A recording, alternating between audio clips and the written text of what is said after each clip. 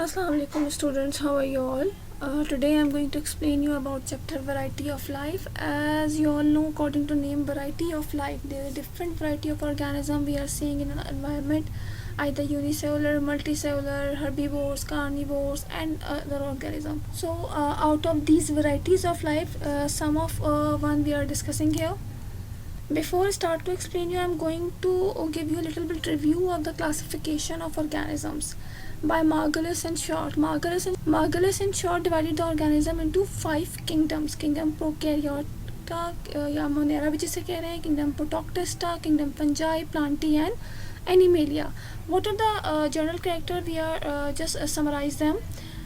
Kingdom Prokaryote include all prokaryotes, bacteria and cyanobacteria. Prokaryotes are the organism, they do not have a true nucleus. It means their nucleus is not covered with a membrane, or nucleus is in a scattered form, and they do not have a membrane bound structure. These are the simplest organism, that's why they are termed as prokaryotic organism. Pro mean before, carry nucleus से निकला है, तो prokaryotic organism को इस group में रखा गया था इस किंगडम में. इनके एग्जांपल्स कौन सी? Bacteria and cyanobacteria. Second kingdom is kingdom Protoctista, which include unicellular eukaryotic organism. Eukaryotic है, it's mean they are having a proper nucleus. Nucleus is inside the nuclear membrane, and these are unicellular. Unicellular means we can't see them with a naked eye, so we must be use a microscope to watch them. Example कौन कौन सी थी इसकी? Euglena, Paramecium, Chlamydomonas and Plasmodium. These all are the examples of kingdom Protoctista. These all are the unicellular and eukaryotic organism. Third kingdom is kingdom Fungi, include non-chlorophyllous multicellular organisms. अच्छा, यहाँ पे थोड़ा सा कंफ्यूज होते हैं हम kingdom plantae में और किंगडम फंजाई में. Kingdom Fungi contain non-chlorophyllous multicellular organism having a cell wall. Chlorophyll नहीं है, मल्टी सेलुलर है, और लेकिन सेल वॉल है जो कि काइटिन से बनी हुई है. एग्जाम्पल इसके एगेरिकस है, इसको हम कॉमनली मशरूम भी कहते हैं. एगेरिकस कैम्पेस्ट्रस जो है वो साइंटिफिक नेम है, और मशरूम कॉमन नेम के तौर पे होता है. मुख्तलिफ डिशेज़ में अब तो इस्तेमाल हो रहा होता है ये. किंगडम प्लांटी की बात जब करते हैं, plants are the organism are place in this group in this kingdom including chlorophyllous, multicellular, photosynthetic, autotrophic organism. Chlorophyllous means they are having a chlorophyll. Chlorophyll क्या होता है? Chlorophyll is a green pigment which is present inside the plant, which help them to prepare their food by the process of photosynthesis. Multicellular means they are made up of more than one cell. Photosynthesis, chlorophyll है तो photosynthesis का process हो रहा है. Autotrophic, they are preparing their own food by the process of photosynthesis. That's why they are termed as autotrophic organisms. So chlorophyllous, multicellular, photosynthetic, autotrophic organism are placed in kingdom Plantae, and they are having a cell wall. Next kingdom is kingdom Animalia, which include non-chlorophyllous, multicellular, heterotrophic organism. Chlorophyll नहीं होता है इसमें, it means they are not autotrophic, they are heterotrophic. They depend for food on other organisms. Multicellular, they are made up of more than one cell. Heterotrophic है, अपना food खुद prepare नहीं कर सकते, दूसरे ऑर्गेनिज्म पर डिपेंड करते हैं. They do not have a cell wall organism, they do not have a cell wall. बेटा यहाँ पे मिस प्रिंटिंग हो गई है, organism having a cell wall लिखा हुआ है, जबकि एनिमल्स में सेल वॉल नहीं होती है. They do not have a cell wall. Heterotrophic होते हैं, मल्टीसेलुलर होते हैं एंड नॉन क्लोरोफिलस होते हैं. Right, this classification is given by two scientist Margulis and short, and we will continue this classification. Okay, virus. We have discussed about the classification of Margulis and Schwartz, और उसमें हमने example भी discuss की. Kingdom प्रोकारियोट जो simplest kingdom था, उसके अंदर bacteria and cyanobacteria था. इस तरह से किंगडम फंजाई, मोनेरा, प्लांटी, लेकिन उसमें कहीं भी वायरस का जिक्र नहीं आया. Virus is also organism, but it is not classified in any kingdom. Why? Because virus consists of a different dual characters. Like हम इसे non cellular भी कह रहे होते हैं. Virus possess both living and non living characteristics. Mostly हम इसे non cellular, इसीलिए किसी भी kingdom में ये place नहीं किया जाता. कैरेक्टरिस्टिक्स की जब बात करते हैं, virus are non cellular parasites. Characteristics की जब बात करते हैं, virus contain both living and non living characteristics. Living character क्या है इसका? They can reproduce itself, it's a living characteristics. जबकि नॉन लिविंग कैरेक्टर क्या है, it is inactive outside the host. Host जिस होस्ट पे अटैक करता है, क्योंकि ये पैरासाइट के तौर पे रहता है मोस्टली, तो जिस होस्ट पे अटैक करता है उसकी बॉडी के आउटसाइड ये इनएक्टिव है, इसकी कोई सर्वाइवल नहीं, इसको क्रिस्टल फॉर्म में भी हासिल किया जा सकता है जो कि नॉन लिविंग स्ट्रक्चर कहलाता है। जबकि inside the body it can reproduce, तो हम कह सकते हैं लिविंग है। तो डुअल कैरेक्टर है, इसलिए हम वायरसेस को नॉन सेलुलर पैरासिटिक एंटिटीज़ कहते हैं, यानी नॉन सेलुलर ऑर्गेनिज्म में इसको क्लासीफाई किया जा रहा होता है। Can not live and reproduce outside the living cell. Living cell, जिस लिविंग सेल पे ये अटैक कर रहा है उसके बाहर ना रिप्रोड्यूस कर सकता है ना सर्वाइव कर सकता है। Size ranges from 20 to 25 metre. Structure की जब बात करते हैं, virus consist of a viral genome and inside the viral genome nucleic acid is present, protein coat is there, and a tail, these are the tail fiber which help them to attach with their host. As a parasite जब ये किसी host पे attack करता है तो यही tell fibre जो है उसकी होस्ट की आउटर वॉल को डिसॉल्व करने में हेल्प आउट करते हैं। Outer membrane, outer structure made up of protein coat. Inside the protein coat nucleic acid is present, जिसमें क्या होता है, डीएनए का मैटर होता है, स्कैटर्ड फॉर्म में होता है। जाहिर सी बात है ये यूकैरियोटिक तो नहीं है, तो स्कैटर्ड फॉर्म में न्यूक्लियर मटेरियल मौजूद होता है। Protein, so the structure is protein code, nucleic acid, tail and tail fibre. Okay, now classification of virus. Virus are classified on the basis of morphology and on the basis of mode of origin. On the basis of morphology की जब हम बात करते हैं, यानी कि outer structure की बात जब करते हैं, तो virus classifies into rod shape virus which is tobacco mosaic virus. Tobacco mosaic virus वो virus है जो कि tobacco leaves पे attack करता है, right? Spherical virus, polio virus and tadpole virus which is bacteriophage virus. You can see the diagram here. Bacteriophage virus, spherical virus and tadpole virus.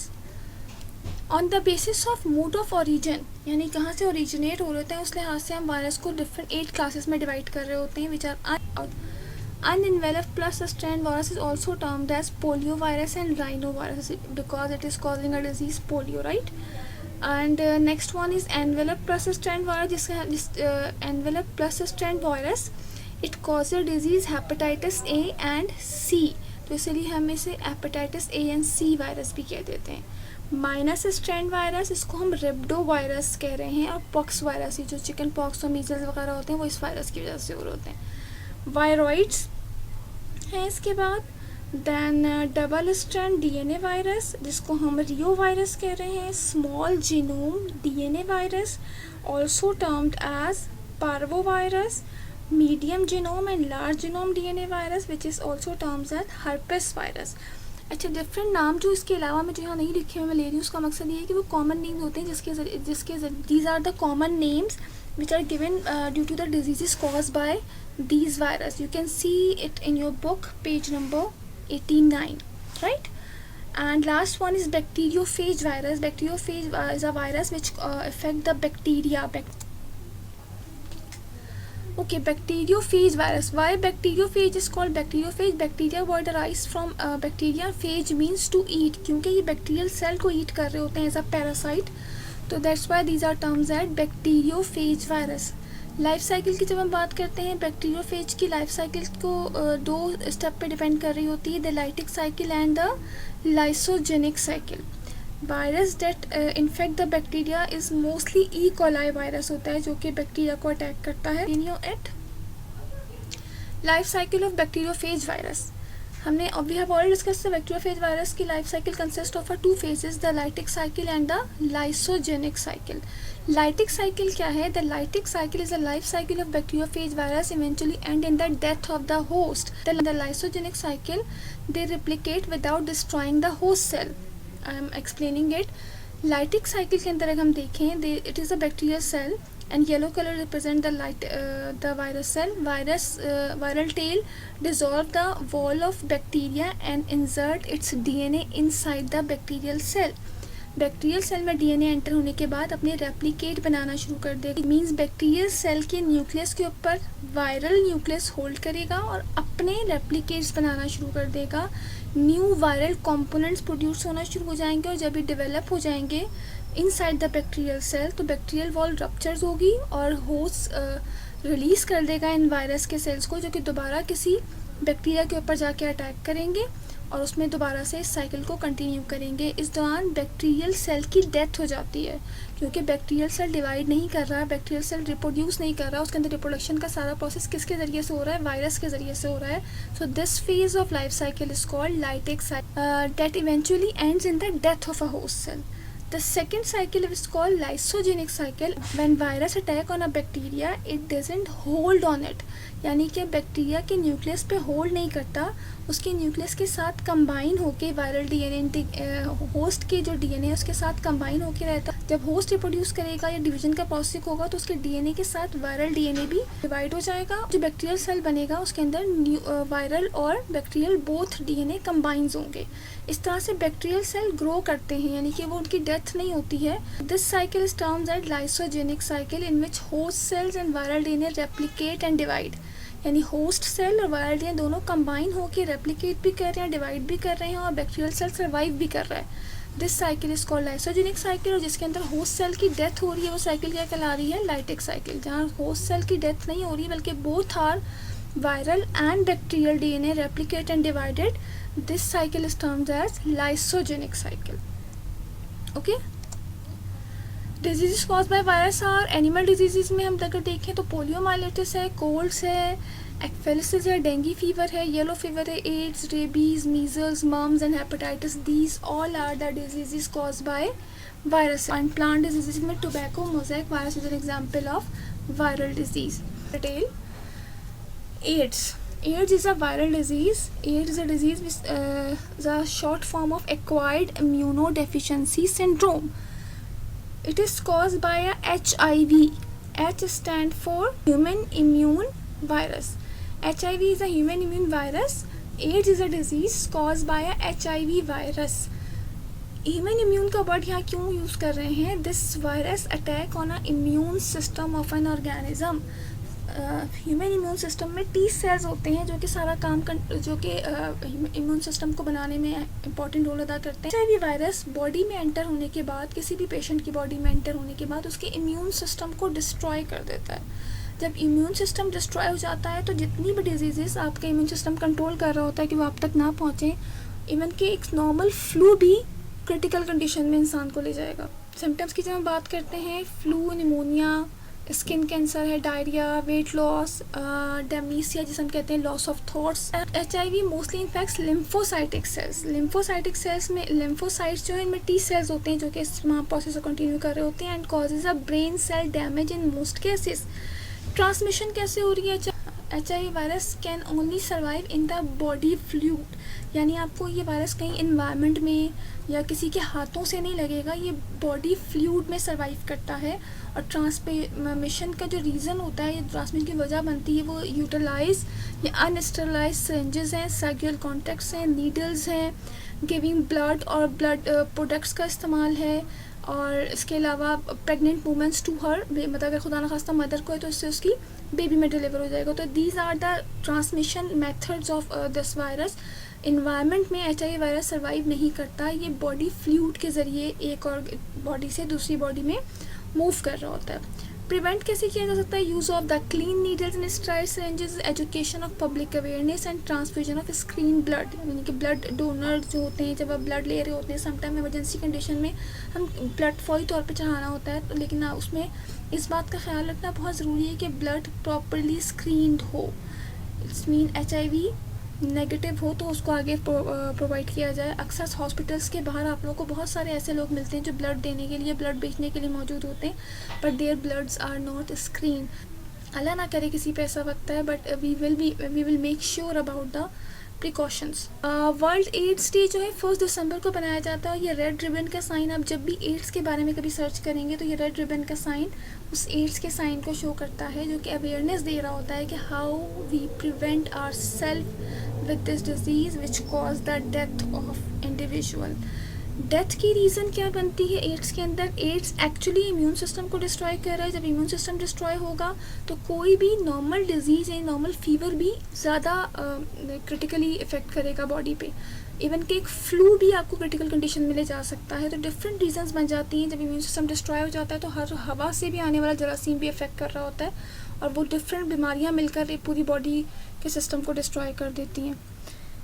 Okay ji, next है hepatitis. You have already listen a lot about it. Hepatitis is an inflammation of the liver cause by a viral infection. Okay, liver disease है, liver की inflammation है जो कि virus की वजह से हो रही है।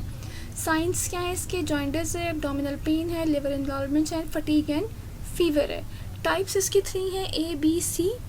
हेपेटाइटिस ए जो है कॉमन टाइप है, cause by non envelope RNA virus. Hepatitis B जो है डीएनए वायरस कहलाता है।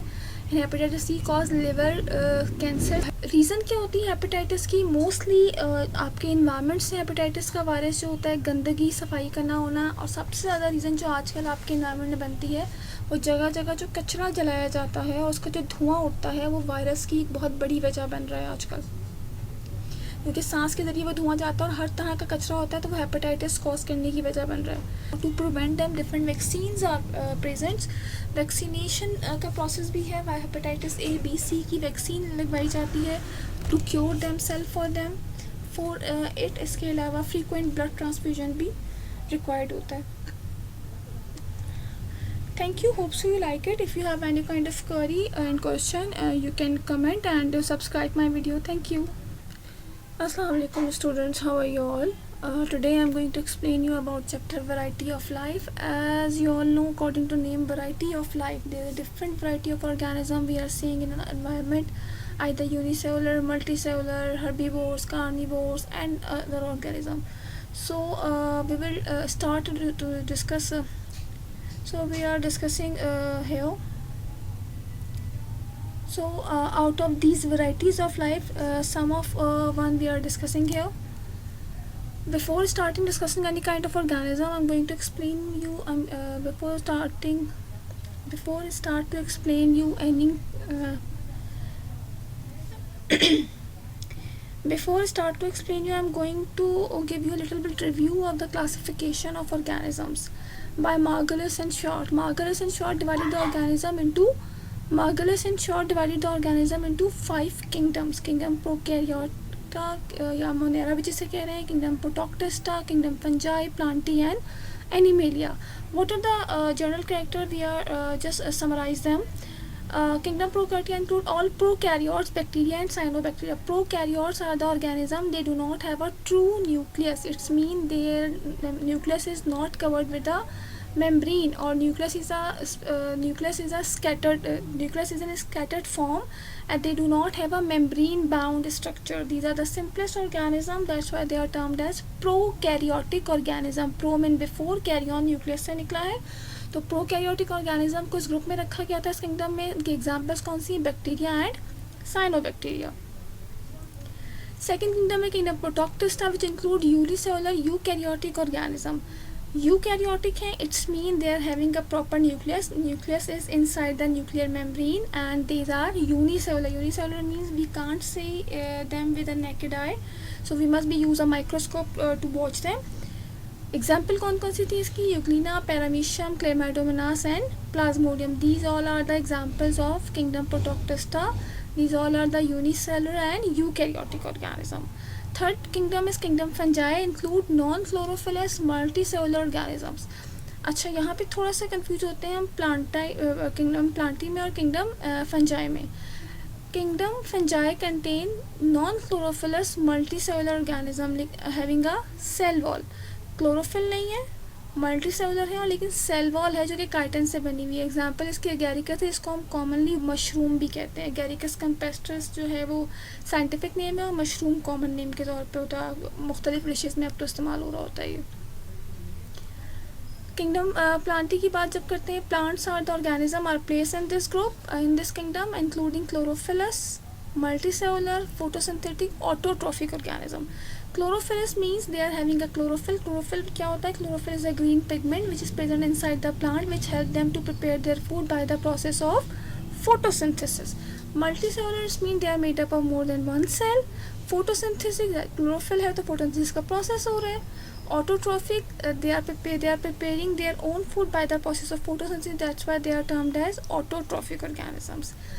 So chlorophyllus, multicellular, photosynthetic, autotrophic organism are placed in kingdom Plantae, and they are having a cell wall.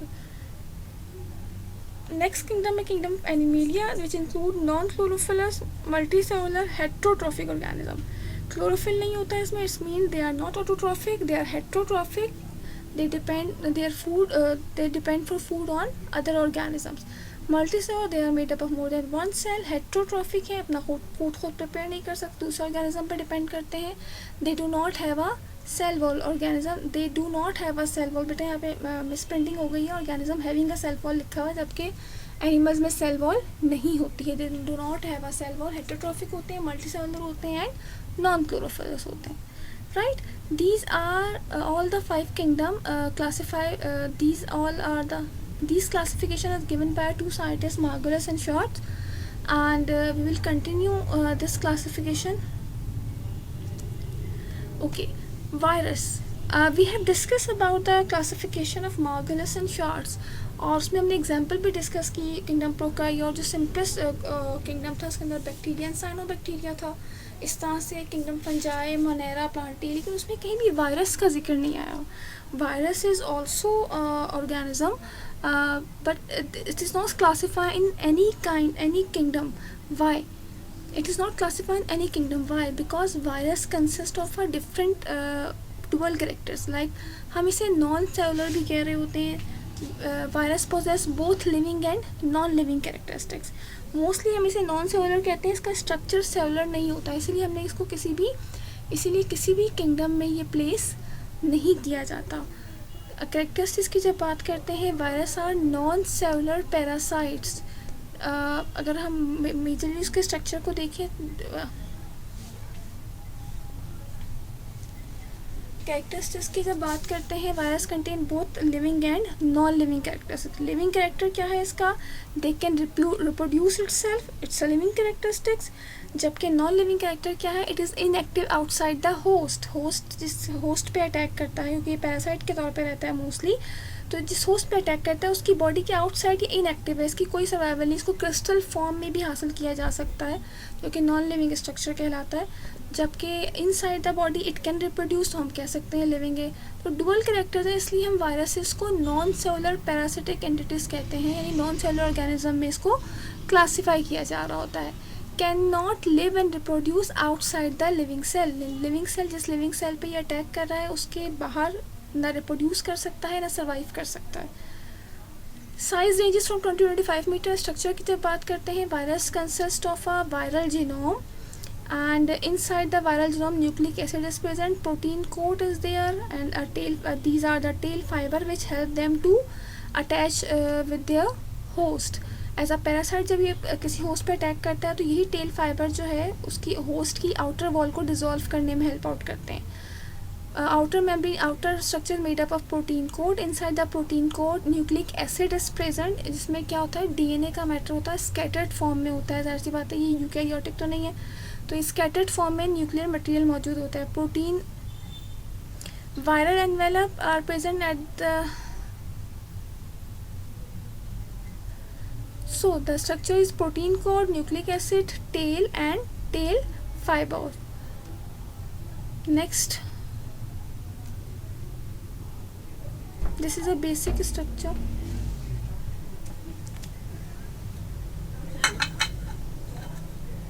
अब्बू को दिया, दे दे बुआ दे, अब्बू को दे दे. बाकी अब वो ग्लास बनेगा. संदल नहीं, थोड़ा सा पी ले. संदल डाला है, संदल के साथ सारे में खुशबू है, जरा डालें. इसमें कितना बन रहा है? ये अब्बू को दे दे. मैं रात को भी पीऊँगी, शायद चाय में डाल लेती हूँ ना थोड़ा सा.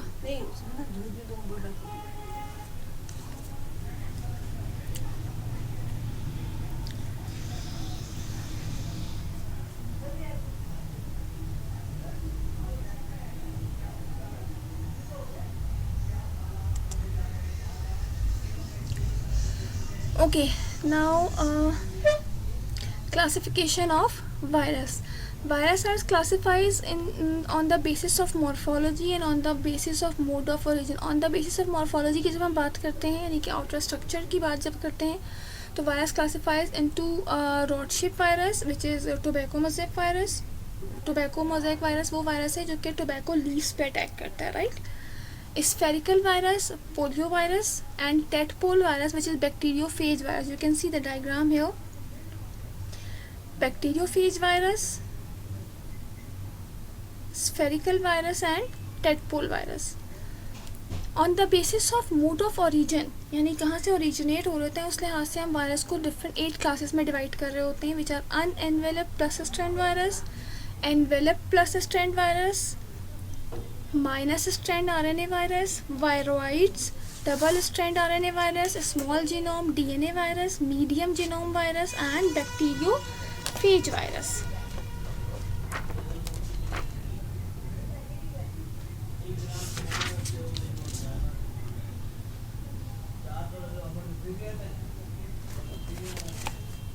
Unenveloped plus strand virus. This is a virus which is cause the disease which is called disease poliovirus and rhinovirus. Unenveloped plus strand virus जो disease unenveloped plus strand virus is also termed as poliovirus and rhinovirus because it is causing a disease polio, right? And next one is enveloped plus strand virus. Enveloped plus strand virus, it causes disease hepatitis A and C, तो इसलिए हम इसे hepatitis A and C virus भी कह देते हैं. Minus strand virus, इसको हम रेब्डो वायरस कह रहे हैं, और पॉक्स वायरस, ये जो चिकन पॉक्स और मीजल्स वगैरह होते हैं वो इस वायरस की वजह से हो रहे होते हैं. वायरॉइड्स हैं इसके बाद. Then double strand DNA virus, जिसको हम रियो वायरस कह रहे हैं. Small genome DNA virus, also termed as parvo virus. medium genome and large genome DNA virus, which is also termed as herpes virus. अच्छा, different नाम जो इसके अलावा मैं जो यहाँ नहीं लिखे हुए मैं ले रही हूँ, उसका मकसद ये है कि वो कॉमन नेम्स होते हैं जिसके ज़रिए से वायरस अपने these are the common names which are given due to the diseases caused by these virus. You can see it in your book, page number 89, right? And last one is bacteriophage virus. Bacteriophage is a virus which affect the bacteria. What phage mean? To eat. Bacteriophage is a virus which attack the bacteria or eat, which attack the bacteria. That's why it is termed as bacteriophage virus. We will discuss it in detail, but hope so there isn't any confusion. We will continue it. Okay, bacteriophage virus. Why bacteriophage is called bacteriophage? Bacteria word arise from bacteria. Phage means to eat, क्योंकि ये bacterial cell को eat कर रहे होते हैं as a parasite. तो that's why these are terms at bacteriophage virus. Life cycle की जब हम बात करते हैं, बैक्टीरियोफेज की लाइफ साइकिल को 2 स्टेप पे डिपेंड कर रही होती है, the lytic cycle and the lysogenic cycle. Virus that infect the bacteria is mostly E coli virus होता है, जो कि बैक्टीरिया को अटैक करता है और डिफरेंट मैकेनिज्म्स को कंटिन्यू करता है, आइदर द लाइटिक साइकिल और lysogenic cycle. We can see it in it. We can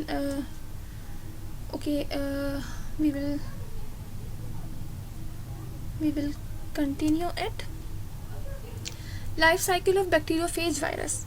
हमने we have already discussed the bacteriophage virus की life cycle consists of 2 phases, the lytic cycle and the lysogenic cycle. Lytic cycle क्या है? The lytic cycle is a life cycle of bacteriophage virus eventually end in the death of the host. Means virus जो है attack करेगा bacteria पे, उसके अंदर अपने replicate generate करेगा और करने के बाद वहाँ से उसके सेल को रैप्चर करके जो डिवीजन होगी उससे वो अपना सेल रिलीज कर देगा. The life cycle of bacteriophage is eventually end in the death of the host. Lytic cycle is a life cycle in which the life cycle of the bacteriophage ends at the death of the host, while in the lysogenic cycle they replicate without destroying the host cell. I am explaining it. Lytic cycle के अंदर अगर हम देखें, it is a bacterial cell and yellow color represent the virus cell. Viral tail dissolve the wall of bacteria and insert its DNA inside the bacterial cell. Bacterial cell में DNA enter होने के बाद अपने replicate बनाना शुरू कर देगा, और जब उसकी पूरी बॉडी यानी जो डिवीजन बैक्टीरियल सेल ने करनी थी, बैक्टीरियल सेल के न्यूक्लियस के ऊपर वायरल न्यूक्लियस होल्ड करेगा और अपने रेप्लिकेट्स बनाना शुरू कर देगा. न्यू वायरल कंपोनेंट्स प्रोड्यूस होना शुरू हो जाएंगे, और जब ये डेवलप हो जाएंगे इनसाइड द बैक्टीरियल सेल तो बैक्टीरियल वॉल रप्चर्स होगी और होस्ट रिलीज़ कर देगा इन वायरस के सेल्स को, जो कि दोबारा किसी बैक्टीरिया के ऊपर जाके अटैक करेंगे और उसमें दोबारा से इस साइकिल को कंटिन्यू करेंगे। इस दौरान बैक्टीरियल सेल की डेथ हो जाती है, क्योंकि बैक्टीरियल सेल डिवाइड नहीं कर रहा, बैक्टीरियल सेल रिप्रोड्यूस नहीं कर रहा, उसके अंदर रिप्रोडक्शन का सारा प्रोसेस किसके ज़रिए से हो रहा है, वायरस के ज़रिए से हो रहा है। So this phase of life cycle is called lytic cycle, in which cell lytic cycle that eventually ends in the death of a host cell. The second cycle is called lysogenic cycle, in which when bacterial cell when virus attack on a bacteria, it doesn't hold on it, यानी कि bacteria के nucleus पे hold नहीं करता, उसके nucleus के साथ combine होके वायरल डीएनए होस्ट के जो डीएनए है उसके साथ कंबाइन होके रहता है। और जब होस्ट रिप्रोड्यूस करता है, उसका डीएनए रिप्रोड्यूस होगा, जब होस्ट रिप्रोड्यूस करेगा या डिवीजन का प्रोसेस होगा तो उसके डीएनए के साथ वायरल डीएनए भी डिवाइड हो जाएगा और नए सेल में दोबारा से, और नया जो बैक्टीरियल सेल बनेगा उसके अंदर वायरल और बैक्टीरियल बोथ डीएनए कंबाइंस होंगे। इस तरह से बैक्टीरियल सेल ग्रो करते हैं, यानी कि वो उनकी डेथ नहीं होती है without destroying the bacterial cell virus. So this cycle is termed as lysogenic cycle, in which host cells and viral DNA replicate and divide, यानी होस्ट सेल और वायरल डीएनए दोनों कंबाइन होकर रेप्लिकेट भी कर रहे हैं, डिवाइड भी कर रहे हैं और बैक्टीरियल सेल सर्वाइव भी कर रहा है। This cycle is called lysogenic cycle, और जिसके अंदर होस्ट सेल की डेथ हो रही है वो साइकिल क्या कहला रही है, लाइटिक साइकिल। जहाँ होस्ट सेल की डेथ नहीं हो रही है बल्कि both are viral and bacterial DNA replicate and divided, this cycle is termed as lysogenic cycle. Okay. Disease cause by virus और एनिमल डिजीज़ में हम अगर देखें तो पोलियोमाइलिटिस है, कोल्ड्स है, एक्फेलिसिस है, डेंगू फीवर है, येलो फीवर है, AIDS, rabies, measles, mumps and hepatitis, these all are the disease cause by viruses. और प्लांट डिजीज़ में टोबैको में मोज़ेक वायरस है, टोबैको एंड प्लांट डिजीज़ में tobacco mosaic virus is an example of viral disease. We will discussing now we will discuss some diseases in detail. AIDS is a viral disease. AIDS is a disease which is a short form of acquired immunodeficiency syndrome. It is caused by a HIV. H stand for human immune virus. HIV is a human immune virus. AIDS is a disease caused by a HIV virus. Human immune का word यहाँ क्यों use कर रहे हैं? This virus attack on a immune system of an organism. Human immune system में T cells होते हैं जो कि सारा काम जो कि इम्यून सिस्टम को बनाने में इम्पॉर्टेंट रोल अदा करते हैं। HIV वायरस बॉडी में एंटर होने के बाद, किसी भी पेशेंट की बॉडी में एंटर होने के बाद उसके इम्यून सिस्टम को डिस्ट्रॉय कर देता है। जब इम्यून सिस्टम डिस्ट्रॉय हो जाता है तो जितनी भी डिजीज़ आपके इम्यून सिस्टम कंट्रोल कर रहा होता है कि वो आप तक ना पहुँचें, इवन कि एक नॉर्मल फ्लू भी क्रिटिकल कंडीशन में इंसान को ले जाएगा। Flu, pneumonia, diarrhoea, these are kind of normal reactions are occurs, these all kind of symptoms are occurs due to the lack of immunity. Symptoms की जब हम बात करते हैं, फ्लू, निमोनिया, स्किन कैंसर है, डायरिया, वेट लॉस, डेमनीसिया जिसे हम कहते हैं लॉस ऑफ थॉट्स, भूल जाना, क्या भूलने की आदत हो जाना।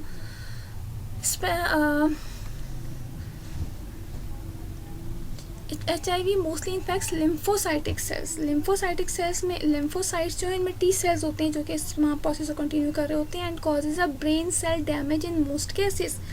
ट्रांसमिशन कैसे हो रही है HIV की? HIV virus can cause through